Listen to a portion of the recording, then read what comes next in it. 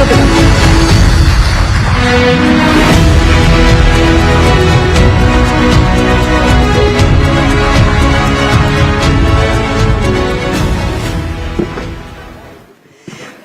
तो एक धुआंधार सेशन के बाद चौपाल अब भारत की बारी में आपके सामने कृषि मंत्री, पूर्व मध्य प्रदेश के मुख्यमंत्री, बहुत सारे रिकॉर्ड अपने नाम कर चुके हैं और आजकल जेन जी के दिलों में बड़ा धड़कते हैं, क्योंकि इंस्टा रील्स पर अगर आप देख रहे हैं तो किसानों को मॉडर्न चीजों से अवगत कराने से लेकर आम की खुशबू आप तक पहुंचाने तक का काम कर रहे हैं शिवराज सिंह चौहान जी के लिए जोरदार तालियां। बहुत बहुत स्वागत है चौपाल के मंच पर आपका शिवराज जी। धन्यवाद रूबिका जी। सबसे पहले तो ये बताइए कि बिहार से किस तरीके की बहार आ रही है आपके पास? बिहार में तो विकास की बहार है। एनडीए एकजुट है, एकजुट एनडीए, एकजुट बिहार, फिर से बनेगी सुशासन सरकार। शिवराज जी, मैं आपका एक्स पर प्रोफाइल देख रही थी, उस पे आपने लिखा था भाई और मामा। और कृषि मंत्री जब भाई और मामा लिखते हैं तो उन्हें मध्य प्रदेश तो बड़ा याद आता होगा, तो आप मुख्यमंत्री शब्द मिस करते हैं या नहीं? जो अभी आपको मिला है उसी में आनंद है? देखिए, मंत्री, मुख्यमंत्री, विधायक, सांसद, ये सब आने जाने हैं। भाई परमानेंट है, मामा परमानेंट है। और सबसे बड़ी बात यह है, मैं प्रेम को ही ईश्वर मानता हूं। भारत में आज नहीं, हजारों साल पहले से कहा, आत्मवत सर्वभूतेषु, सिया राम में सब जग जानी। सृष्टि के कण कण में वही विराजमान है। इसलिए तो अपने देश ने कहा वसुधैव कुटुंबकम, सारी दुनिया ही एक परिवार है। ये धरती तो वो धरती जहां जो कहती है प्राणियों में सद्भावना हो और विश्व का कल्याण हो। तो सबको प्यार करो, ये जीवन का मूल मंत्र है। और प्यार का पर्याय है मामा और भाई। आपने कहा सबको प्यार करो, यही जीवन का मूल मंत्र है, पर ये मोहब्बत की दुकान तो राहुल गांधी ने खोली हुई है ना सर, और आप पर नफरत का इल्जाम लगाते हैं। कहते हैं भारतीय जनता पार्टी देश में तोड़ रही है लोगों को। दुकान खोलने में और दिल से प्यार करने में अंतर है। हाथी के दांत खाने के और दिखाने के और इसलिए मैं उस पर विस्तार से नहीं जाऊंगा। लेकिन अभी जब मैं बाहर बैठा था, मुझसे रहा नहीं जा रहा, तो मैं बड़ी जोर जोर से यहां से आवाज आ रही थी। ऐसा लग रहा है लोग गरज रहे थे। और तब मेरे मन में, मैं वहां चर्चा कर रहा था, इस देश में कुछ हो ना हो, 5 साल, 12 महीने, 24 घंटे चुनाव की तैयारी जरूर चलती रहती है। अब बिहार में जंग शुरू हो गई है, उसके बाद बंगाल में, उसके बाद आसाम में, उसके बाद तमिलनाडु में। काश संविधान में संशोधन होके 5 साल में लोकसभा और विधानसभा के चुनाव एक साथ हो जाएं, तो ये रोज की मारामारी खत्म हो जाए और 4.5 साल देश के विकास में सारे राजनीतिक दल लगे रहें। अब देखिए कितनी एनर्जी जाती है। केंद्रीय मंत्री, मुख्यमंत्री, सांसद, विधायक, कार्यकर्ता, सब अपना अपना काम छोड़ के लग गए चुनाव में। एक चुनाव, दूसरा चुनाव, तीसरा चुनाव, चौथा चुनाव, 5वां चुनाव। ये हमेशा का चुनाव विकास का सबसे बड़ा बाधक है और इसलिए संविधान में संशोधनों के एक साथ होना चाहिए। शिवराज जी, ये दूसरी मर्तबा है 2-4 दिनों में जब आपने इस बात को दोहराया है। आपको कोई टारगेट मिला हुआ है? टारगेट नहीं बोला, दिल में तकलीफ होती है। अब मैं कृषि मंत्री हूं, लेकिन बिहार में चुनाव हो रहे हैं, तो खेतीबाड़ी थोड़ी देखूंगा, चुनाव देखने जाना पड़ेगा मुझे। हर एक पार्टी अपने अपने कार्यकर्ता भेज देती है। मैं कृषि मंत्री नया बना, झारखंड में चुनाव आ गए, तो खेतीबाड़ी छोड़ के झारखंड चले गए। अब आप सोचिए, मैं बहुत गंभीरता से आपके माध्यम से, चौपाल के माध्यम से देश की जनता से कहना चाहता हूं, विचार करो। हमारी सारी एनर्जी चुनाव जीतने में और चुनाव लड़ने में लगती है। नहीं, पर शिवराज जी, जनता तो तैयार हो जाएगी, उनको तो चलिए एक ही बार में चुन लेना होगा। आपके साथी लोग तैयार होंगे क्या? कांग्रेस तैयार होगी, इंडिया गठबंधन तैयार होगा। नहीं, इस पे कंसेंसस बनना चाहिए और जनता अगर तैयार हो गई तो बाकी सबको मानना ही पड़ेगा। पर वो तो यही मानने को तैयार नहीं है कि ईवीएम ठीक से काम कर रहा है, चुनाव आयोग ठीक से काम कर रहा है, एसआईआर हुआ वो आपके पक्ष के लिए हुआ है कि उनके पक्ष के लिए हुआ है। जब यही मानने को तैयार नहीं है तो एक देश एक चुनाव मान लेंगे क्या? मुझे ये लगता है कि चाहे राहुल जी हो, कांग्रेस हो, महागठबंधन हो, इनको देश की जनता की नब्ज ही पता नहीं है। ये ऐसे मुद्दों को लेके खुद का टाइम खराब कर रहे हैं जिनसे इनको कुछ फायदा ही नहीं होने वाला। ऐसा यार कोई मुद्दा है क्या? अगर वोटर लिस्ट को शुद्ध करे, किसी को डेथ हो गई हो उसका नाम काटे, अगर ये पूछे कि तुम यहां रह रहे हो तो कब से रह रहे हो, तुम्हारे फोर फादर्स कहां थे, तुम यहां के हो कि नहीं हो, देश के हो कि बाहर से आके रहने लगे, इस पे किसको आपत्ति हो सकती है?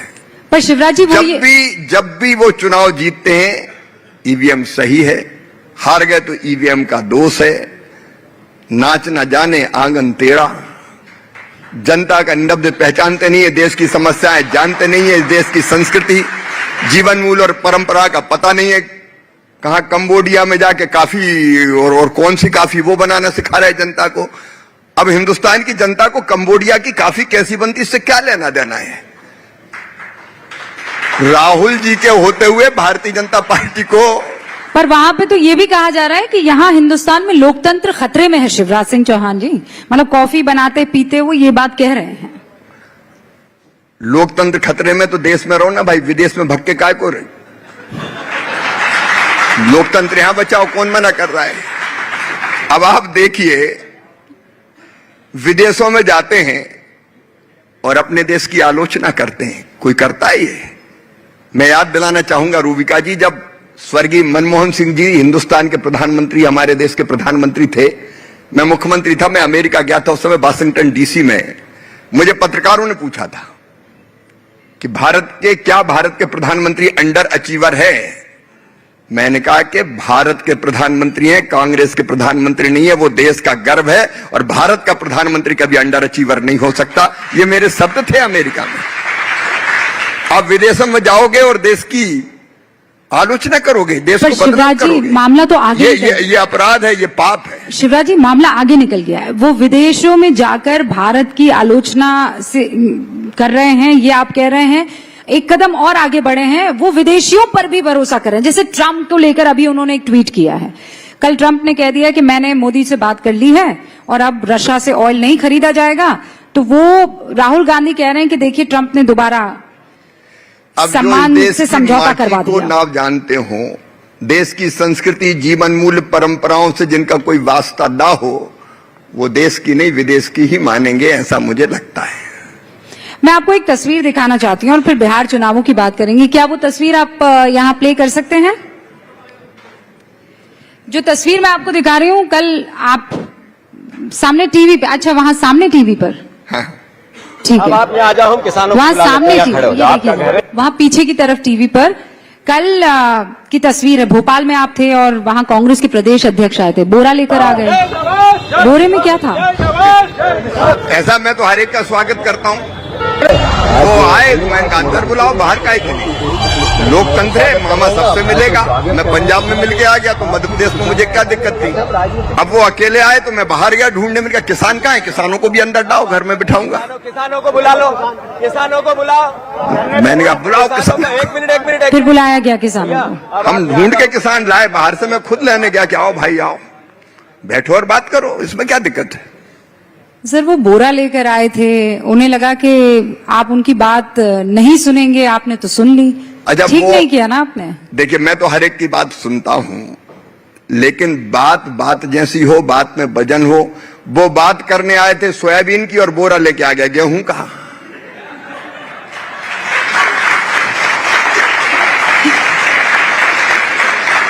अच्छा, पूरे साजो सामान के साथ, यहां माइक लगा, यहां माइक लगा, यहां माइक लगाए, क्योंकि किसानों से कोई वास्ता नहीं था, लेना देना नहीं था। केवल वो मीडिया में दिखने के लिए नौटंकी करनी थी। तो माइक लगा, लगू के किसान किसान चिल्लाएंगे और चले जाएंगे। मैंने कहा बैठो, बात करो, तथ्य दो, तर्क दो। तो किसानों को लेकर शिवराज सिंह चौहान कर क्या रहे हैं? ऐसा आपने क्या किया है कृषि मंत्री बनने के बाद जिस पर आप कह सकते हैं कि मुझे फख्र है चौपाल के मंच से? खेती की अगर बात करें तो देखो, एक तो कृषि आज भी भारतीय अर्थव्यवस्था की रीढ़ है और किसान उसकी आत्मा है, प्राण है, और किसानों की सेवा मेरे लिए भगवान की पूजा है। हमने खेती की अगर हम बात करें तो 7 सूत्री रणनीति, देखो 4 हमारे उद्देश्य प्रमुख। नंबर 1, देश की खाद्य सुरक्षा सुनिश्चित करना है। अन्न के भंडार भरे रहे। वो दिन भी थे कभी जब हमको अमेरिका से PL 480 लाल गेहूं मंगाना पड़ता था जो वहां खाते नहीं थे लोग। एक समय था कभी जब देश के एक स्वर्गीय प्रधानमंत्री को यह कहना पड़ा था कि 7 दिन भोजन मत करो, 1 दिन व्रत रखो। लेकिन आज मैं गर्व के साथ कहता हूं 2014 के बाद मोदी जी के नेतृत्व में जो कृषि क्रांति हुई है, आज अन्न के भंडार भरपूर भरे हैं। गेहूं हो, चावल हो, मक्का हो, सोयाबीन हो, मूंगफली हो, रिकॉर्ड उत्पादन हुआ है। 44% से ज्यादा उत्पादन बढ़ा है। देश को आज खाद्यान्न के लिए, गेहूं चावल के लिए दूसरे देश की तरफ देखने की जरूरत नहीं है। कमी हमारे यहां है थोड़ी दालों की, ऑयल सीड्स की, तिलहन की, उसका उत्पादन बढ़ाने की हम लोगों ने योजना बनाई। तो एक, देश में धन धान्य भरपूर रहे, कोई भूखा ना सोए। 80 करोड़ लोगों को निःशुल्क राशन देने का चमत्कार मोदी सरकार कर रही है। नंबर 2, 86% किसान हमारे छोटे हैं, लघु और सीमांत, और 46% पॉपुलेशन हमारी खेती पर डिपेंड करती है। उनकी आमदनी बढ़ाना है, उनकी आजीविका ठीक चले, इसके प्रयत्न करना है। नंबर 3, अपने देश के लोगों को पोषण युक्त आहार जिसमें न्यूट्रिएंट हो वो उपलब्ध कराना है। और नंबर 4, धरती का दोहन ऐसा करना है कि आने वाली पीढ़ियों के लिए भी धरती सुरक्षित रहे, अन्न फल और सब्जियां पैदा करने के लिए। और इन 4 उद्देश्यों को पूरा करने के लिए 7 सूत्री रणनीति है हमारी। विषय थोड़ा नीरस हो जाता है, खेती जान है लेकिन खबर नहीं बन पाती, क्योंकि हमारी जो योजना है, नंबर 1, उत्पादन बढ़ाना है। पर हेक्टर उत्पादन गेहूं का, चावल का हम वैश्विक स्तर पर है, लेकिन दालों का उत्पादन हमको बढ़ाना है, तिलहन का उत्पादन हमको बढ़ाना है, पर हेक्टर उत्पादन बढ़ाना। नंबर 2, उत्पादन की लागत घटाना। नंबर 3, उत्पादन के ठीक दाम देना। नंबर 4, नुकसान हो जाए किसान की तो उसकी भरपाई करना, नहीं तो मर जाता है वो प्राकृतिक आपदा में, फिर पनप नहीं पाता। और नंबर 5, कृषि का विविधीकरण करना है, डाइवर्सिफिकेशन। वो चीज जो हमारे पास बहुत है उसके साथ हम वो भी पैदा करें जिसकी हमारे पास कमी है। कैश क्रॉप कैसे किसान ले, फिर कृषि उत्पाद का वैल्यू एडिशन करना है, फूड प्रोसेसिंग का काम हमें उसके साथ करना है।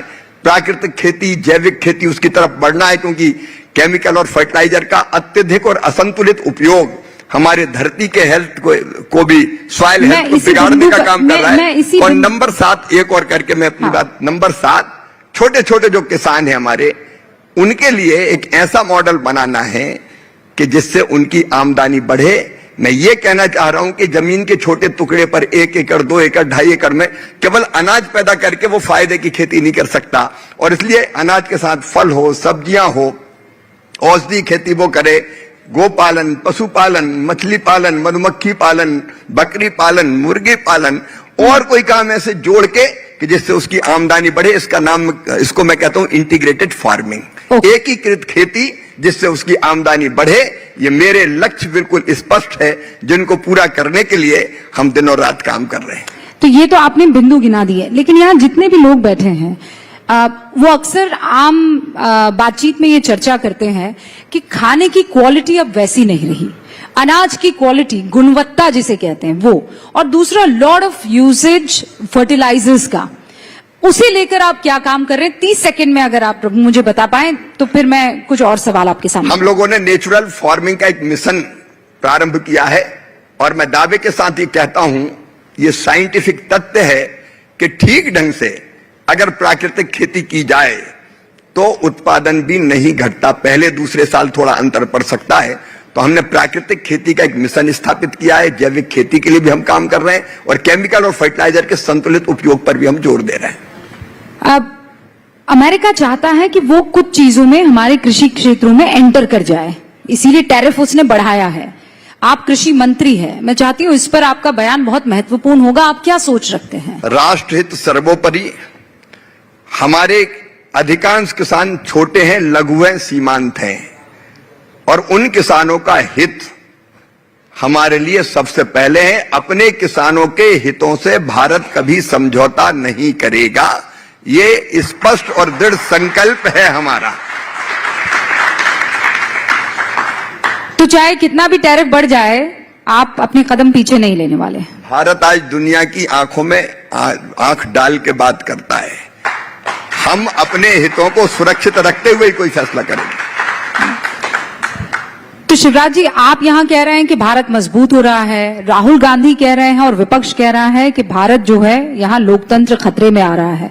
आपने अपनी बात रखी, लेकिन इसी मुद्दे पर वो बिहार में लड़ रहे हैं और वहां पर वो एक बात और कह रहे हैं कि बीजेपी इतनी मजबूर है कि नीतीश बाबू का हाथ छोड़ते नहीं बन रहा है, तब जब उनकी तबीयत खराब है।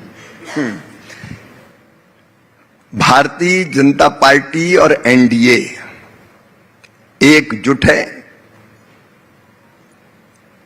हमारा विकास का ट्रैक है, इसलिए हम फिर से वापस आएंगे। और हमारा जो गठबंधन है एनडीए विकास के लिए है, सेवा के लिए है। संस्कार और सेवा हमारे दो बड़े मूल्य है। सामने आप देख लें हो क्या रहा है। एक दिल के टुकड़े हजार हुए, कोई इधर गिरा कोई उधर गिरा। महागठबंधन में तो परिवार ही इकट्ठा नहीं है, एक भाई अलग है, दूसरा भाई अलग है। जिस बेटी ने अपनी किडनी दे दी, उस तक का सम्मान जो दल नहीं कर पाया हो, और अब तक सीटों का बंटवारा कहां हुआ है। मुझे तो लगता है राहुल गांधी एसआईआर के मुद्दे पर राजद को ठिकाने लगाने गए थे, ताकत दिखा के ज्यादा सीट मांग ले।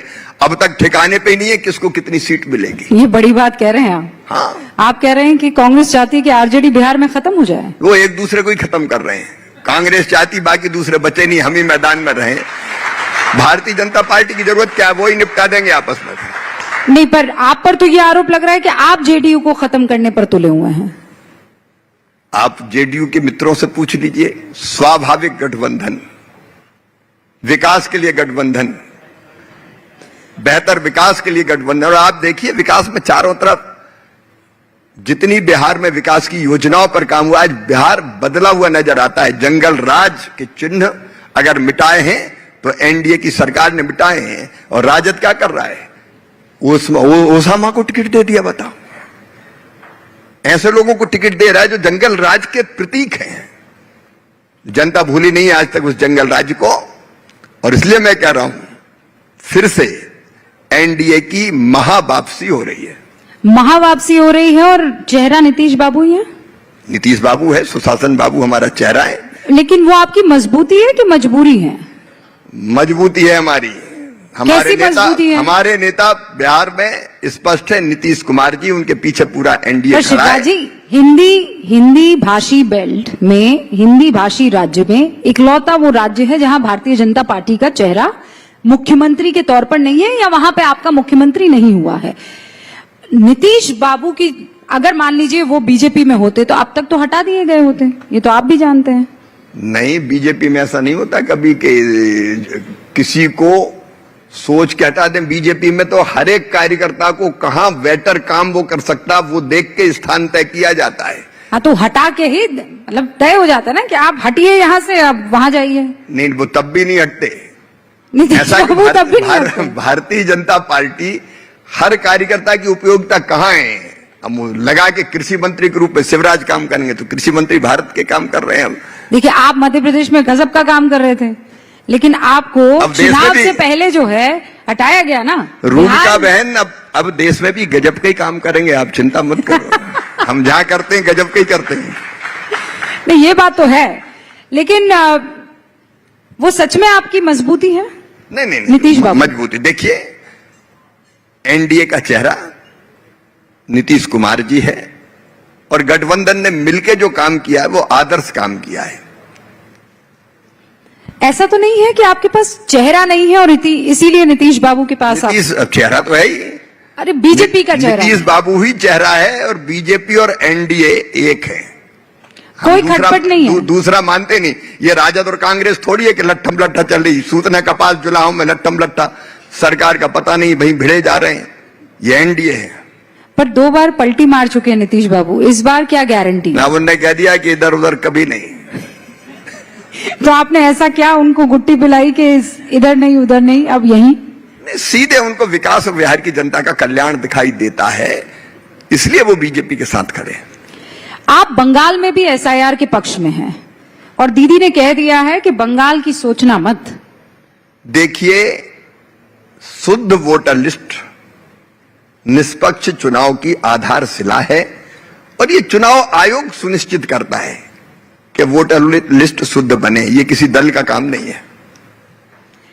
अच्छा, राहुल गांधी एक नैरेटिव सेट कर रहे हैं कि जेन जी को बाहर आना चाहिए, जैसा नेपाल में हुआ वैसा जेन जी देख रहा है और हो सकता है कि आने वाले दिनों में वो इस बात का एहसास करे कि इंडिया में भी ऐसा ही कुछ हो रहा है। उनके ट्वीट को आपने पढ़ा होगा और आप भी जेन जी को बहुत लुभाने की कोशिश करते हैं, अलग अलग रील्स बनाकर, सोशल मीडिया पर आप भी बहुत एक्टिव है।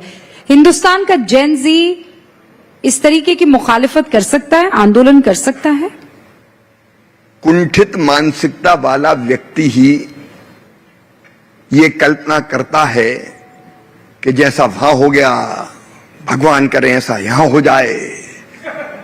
मैं सच कह रहा हूं, वो तो चाहते हैं अराजकता फैले, गड़बड़ हो जाए, आग लग जाए, कैसे मोदी का बुरा हो जाए। लेकिन ये भारत है, भारत 140 करोड़ का भारत एकजुट है, विकास के पीछे खड़ा है, अलग भाषा अलग वेश फिर भी अपना एक देश। और दिल्ली हो या गुवाहाटी, अपना देश अपनी माटी। नरेंद्र मोदी जी के नेतृत्व में पूरा देश एक है, मजबूती के साथ खड़ा है और मोदी जी के नेतृत्व में एक वैभवशाली, गौरवशाली, संपन्न, समृद्ध, शक्तिशाली, आत्मनिर्भर और विकसित भारत का निर्माण हो रहा है। और उसका निर्माता आज हमारा जैन जी भी है, युवा भी है, किसान भी है, गरीब भी है, महिलाएं भी है। आज देखिए दिल्ली की सड़कों पे जब हम लोग आ रहे थे तो निकलना मुश्किल हो रहा है। इसका एक अलग ढंग से विश्लेषण करो। नहीं, पर लोगों की क्रय शक्ति इतनी बड़ी है कि दिवाली के पहले सामान खरीदने भीड़ उमड़ रही पूरे देश में। आप देख लीजिए, हमारा देश आज दुनिया की चौथी सबसे बड़ी अर्थव्यवस्था है, तीसरी बहुत जल्दी बनने वाले हैं हम। भारत अब रुकेगा नहीं। मेरी एक बात सुन लेना रूबिका जी, और संपूर्ण हिंदुस्तान को, पूरे देश को मैं कहना चाहता हूं, 125 साल पहले कभी स्वामी विवेकानंद जी ने कहा था, जिनका नाम था नरेन, सुदीर्घ रजनी समाप्त हुई जान पड़ती है, महानिशा का अंत निकट है। जो अंधे हैं वो देख नहीं सकते, जो बहरे हैं वो सुन नहीं सकते, लेकिन मैं स्पष्ट रूप से देख रहा हूं कि भारत माता एक बार फिर से अंगड़ाई लेके खड़ी हो रही है और विश्व गुरु के पद पर अधिष्ठित हो रही है। एक नरेंद्र ने कहा था, दूसरे नरेंद्र के नेतृत्व में ये होगा और होगा। भौतिकता की अग्नि में दग्ध विश्व मानवता को भारत शाश्वत शांति के पथ का दिग्दर्शन कराएगा। मतलब जब आप ये कह रहे हैं तो एक अलग ही ऊर्जा आपके अंदर मैं देख रही हूं। आप ये कह रहे हैं कि बस हो के रहेगा, इतना कॉन्फिडेंट है आप लोग? पूरी तरह से कॉन्फिडेंस है, अपने आप पे विश्वास है, देश की जनता पे भरोसा है, देश की कर्मठता पे भरोसा है और प्रधानमंत्री नरेंद्र मोदी के नेतृत्व पर भरोसा है।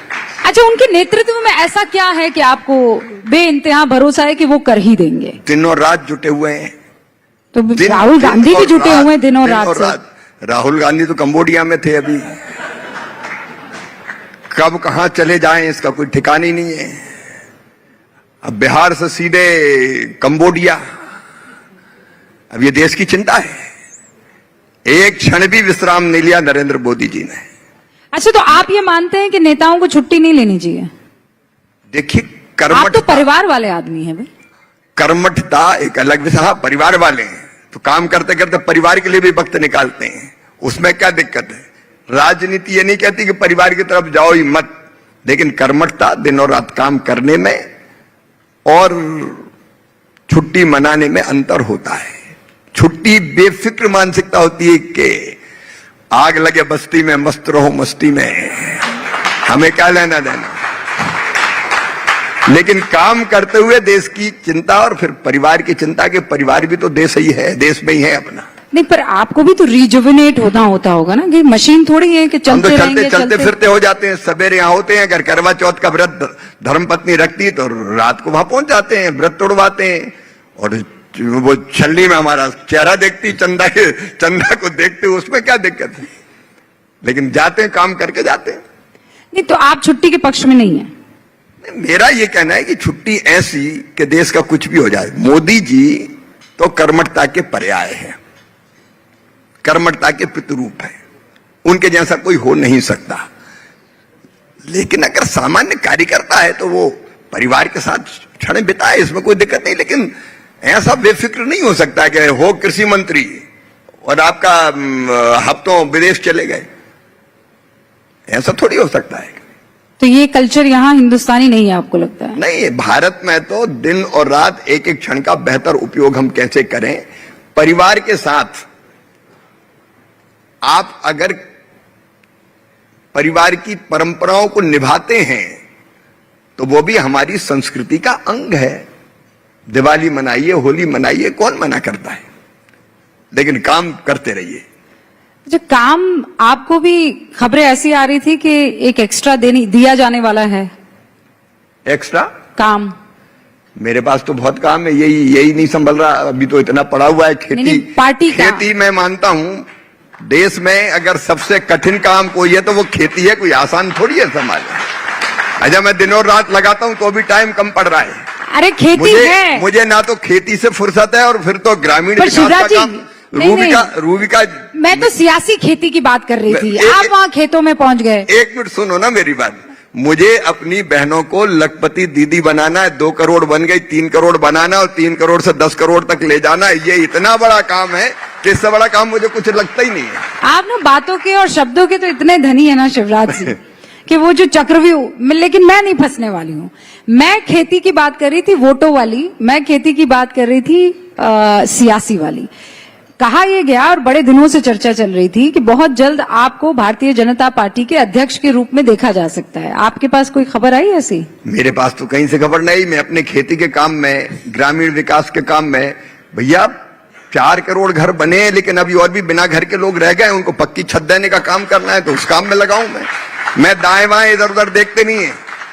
सीधे जैसे अर्जुन को चिड़िया की आंख दिखाई देती थी, शिवराज सिंह चौहान को काम दिया गया है कृषि का, किसान कल्याण का, ग्रामीण विकास का, माताओं बहनों को आगे बढ़ाने का, गांव में सड़कें बनाने का, कच्चे मकान को पक्का बनाने का। मुझे और कुछ दिखाई नहीं दे रहा, केवल एक लक्ष्य दिखाई दे रहा है, करता चल शिवराज, करता चल। अच्छा, लेकिन अगर जिम्मेदारी दे दी गई तो वो भी आपको निभानी तो पड़ेगी जी। अगर जिम्मेदारी दे दी तो निभानी तो पड़ेगी। अरे ये जिस जिम्मेदारी से बड़ी मुझे कोई जिम्मेदारी नहीं लग रही। मैं तो इसी जिम्मेदारी को निभाते हुए अपनी जिंदगी सफल कर लूं। देखिए, काम काहे के लिए कर रहे हैं?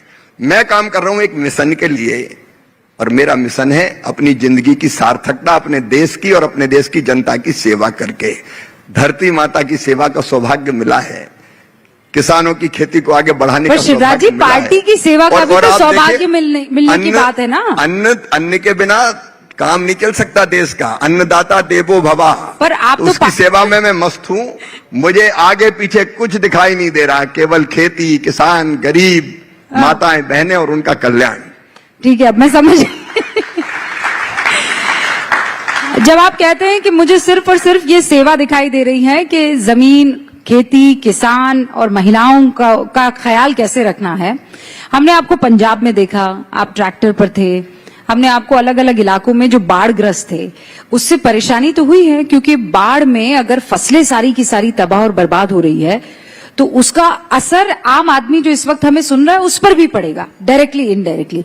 उसके लिए किसी तरह का कोई मैकेनिज्म आपने तैयार किया शिवराज जी? कोई सोच इस पर विचार चल रहा है? मैंने आपको बताया था, मैं पंजाब परसों फिर गया था। पंजाब परसों भी मैं पंजाब में था। मैं ऐसा नहीं हूं कि बाढ़ में घूम के आ जाऊं और फिर चिंता न करूं।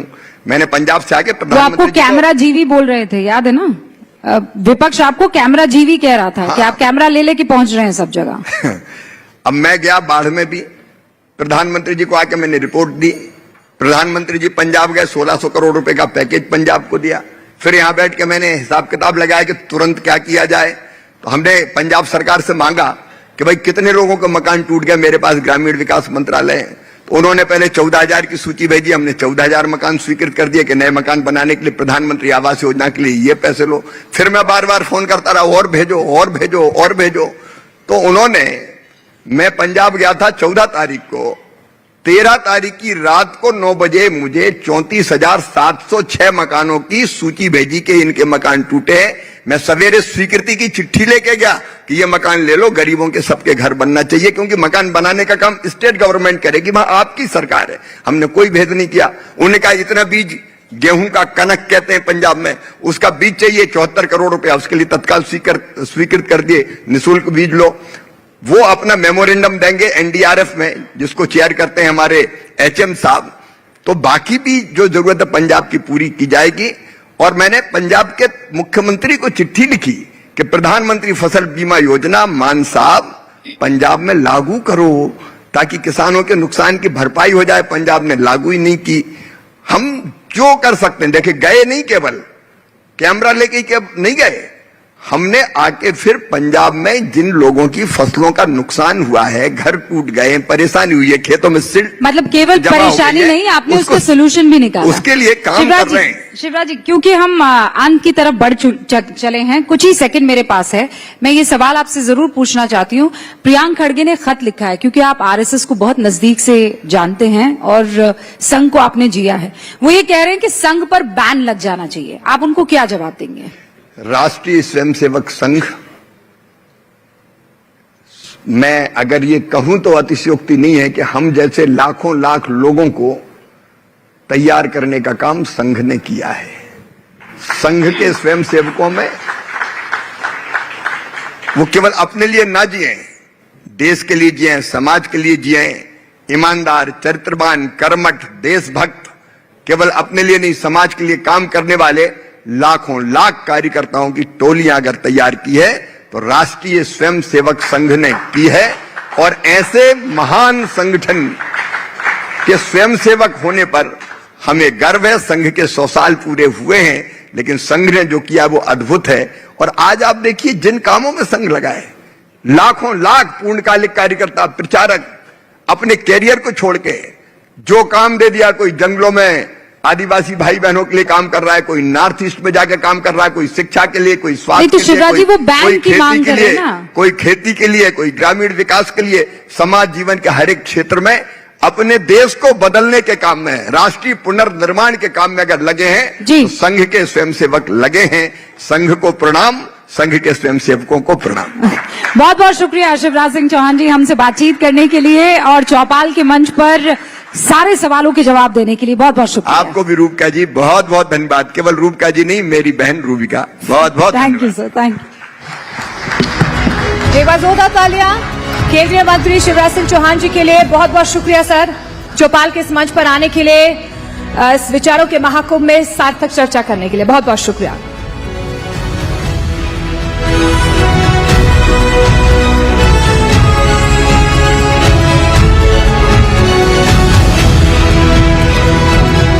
वैसे शिवांगी, जब आप अमेरिका या पश्चिमी देशों के इंफ्रास्ट्रक्चर को देखते हैं, आपके